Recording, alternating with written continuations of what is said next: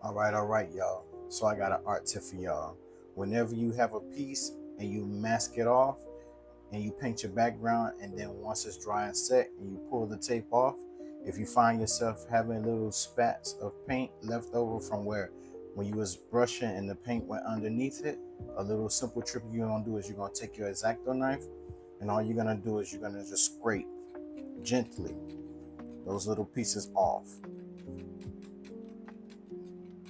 You see? You're just gonna take your time.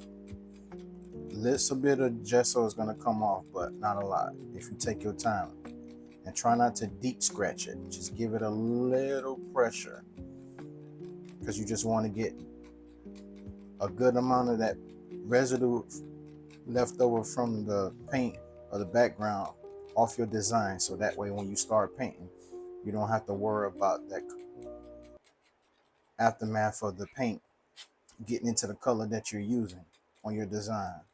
So like I said, you're just gonna simply take your time, give it a little scratch.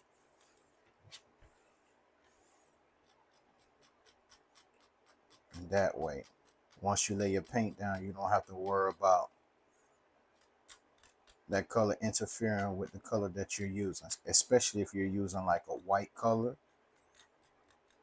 or any other color like that. You just want to get as much as that leftover paint off. You see how I'm doing it? And it's coming up little by little. Not so much pressure, but as you can see, it's coming off. And it's not taking off too much of the primer that's on the paint, because you know these canvases are primed with gesso. So it's not taking a lot off. It's just taking just a little bit, but you can see that the paint is actually coming off.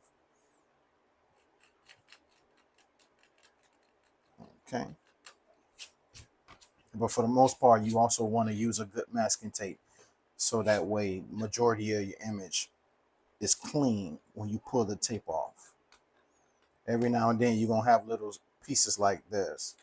So when you use this technique, then you know your design looks about 100 to almost 100%, because you can still see the little residues, but that's okay as long as you got the big bulk of it off. So that's just my little tip for my artists out there who's painting, or for the beginners, something new to learn. With that being said, like, comment, share the video, follow the page, and I'm gonna catch you in the next video.